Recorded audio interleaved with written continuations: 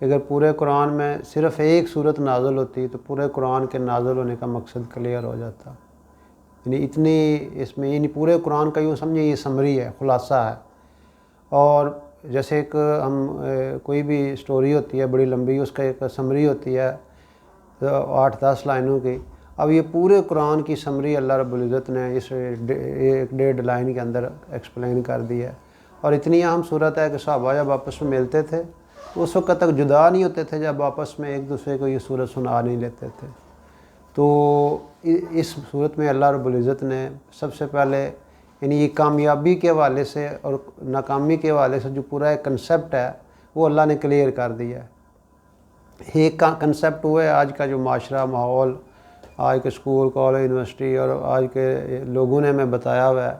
ایک کنسیپٹ وہ ہے جو قرآن دیتا ہے، اور قرآن وہ کنسیپٹ دیتا ہے فمن زحزح عن النار وادخل الجنہ فقد فاز. جو دوزخ سے بچا لیا گیا وہ کامیاب ہے، جو جہنم میں چلا گیا وہ ناکام ہے. جس کے اعمال نامے میں بھاری ہو گئے فاما من ثقلت موازینہ فہو فی عیشۃ راضیہ. تو یہ کامیابی کا وہ تصور ہے.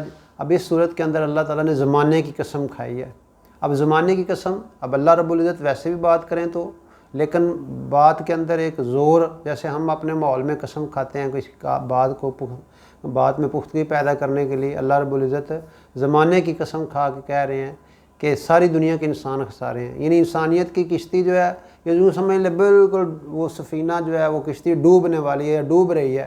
اور یعنی یہ جو انسان ہے یہ قسم کھا کے اللہ کہہ رہے ہیں کہ زمانہ گواہ ہے، کیونکہ زمانے نے دیکھا ہے کہ جو افراد یا جو قومیں یا جو انسان بھی اس چیز سے دور ہوگا وہ ناکام ہو جائے گا، وہ خسارے میں چلا جائے گا. آگے جو باتیں اللہ تعالیٰ نے 4 بتائی ہیں، وہ 4 باتیں جس بندے کے اندر نہیں، زمانے نے یہ دیکھا ہے. فرعون، حامان، نمرود، قارون، یہ سارے بڑے بڑے اپنے وقت کے کامیاب ترین انسان تھے، لیکن قرآن کا فیصلہ ہے وہ ناکام ہو گئے. اور دنیا نے دیکھا وہ ناکام ہو گئے، وہ تباہ ہو گئے.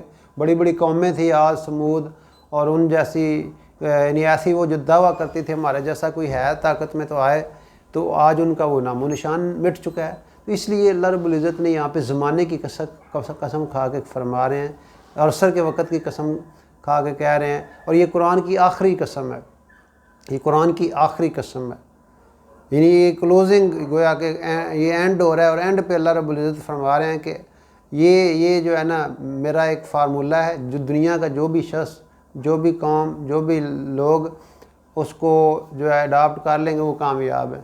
اور وہ کیا فرمایا، وہ 4 چیزیں جو ہے الا الذین آمنوا وعملوا الصالحات وتواصوا بالحق وتواصوا بالصبر، کہ وہ جو انسان جو ہے نا جس کے اندر نہیں جو ایمان ہوگا نا اور اعمال صالح ہوں گے، اور لوگوں کو جو ہے دعوت دینا اور اس پہ جو لوگوں کو صبر کی تلقین کرنا، یہ 4 کوالٹیز جس بندے کے اندر بھی ہوں گی، یہ 4 صفات، یہ 4 کام، یہ 4 جو چیزیں ہیں جس بندے کے اندر ہوں گی، وہ میری نگاہوں میں اللہ تعالیٰ کہہ رہے ہیں، قسم کھا کہہ رہے ہیں وہ بندہ کامیاب ہے. باقی ساری دنیا کے انسان جو ہیں وہ بے شک ان کے پاس طاقت ہے، قوت ہے، مال ہے، حسن ہے، ان کے پاس دنیا کی ہر فیسلٹی ہے، لیکن یہ 4 چیزیں نہیں ہیں تو وہ کامیاب نہیں ہیں. پہلی بات ایمان.